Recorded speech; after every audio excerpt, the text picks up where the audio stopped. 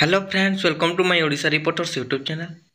Friends, मु ration card विषय किसी गुरुत्वपूर्ण खबर नहीं आसी तो आपण मानक मु अनुरोध करुच्ची आपण माने मो वीडियो को शेष पर्यंत देखंतु।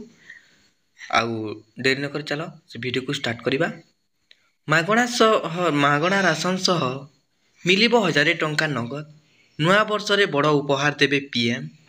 एणिकी राशन कार्डधारी को 1000 टंका नगद राशि मिलिबो। भारत सरकार नुआ योजना रे जदि आवेदन करना तेबे तुरंत आवेदन प्रक्रिया रे भाग नियंतु। वर्तमान भारत सरकार एक नुआ योजना आरंभ करने को जाउछंती।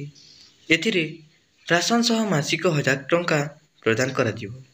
तेबे जेउ नागरिक माने राशन कार्ड धारी से माने एही योजना रे आवेदन करि परिबे। आसंतु जानिबा एही विषय रे। वर्तमान सारा देश रे अनेक राशन कार्ड रो इक्वेसी प्रक्रिया पूर्ण होई नाही। एथिपाई भारत सरकार एही नुआ योजना अनुଯାयी इक्वेसी प्रक्रिया पूर्ण करने को जाउछंती।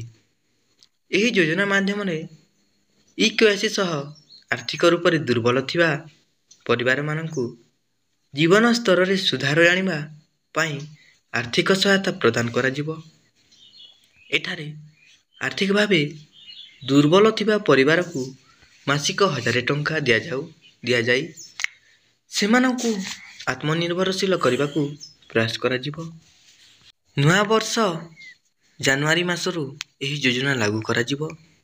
एथिपाई जेउ लोके ए पर्यंत इक्वेसी आवेदन प्रक्रिया रे भाग नै नाहंती सेमाने खूब शीघ्र आवेदन करंतु। एथिपाई डिसेंबर 30, 2024 तारीख को आवेदन पाई शेष तारीख भावे रखा जाइछि। जो माने एई अवधि मध्य रे इक्वेसी आवेदन न करंती से माने नुआ वर्षरु राशन नेबारु वंचित हेबे। फ्रेंड्स, आपण मानकु जदि एमिति वीडियो एमिति खबर सुनिबा को भल लागुछि ताहेले मो चैनल को टिके सब्सक्राइब कर देबे। काहे ना बेले आपण मान जदि सब्सक्राइब करबे ताहेले मु भल भल खबर आपण मानकु पहुंचीबा को मु प्रयास करिबी। फ्रेंड्स, आपण माने मो वीडियो को शेष पर्यंत देखिथिबारु मु दिल से धन्यवाद जणाउछि।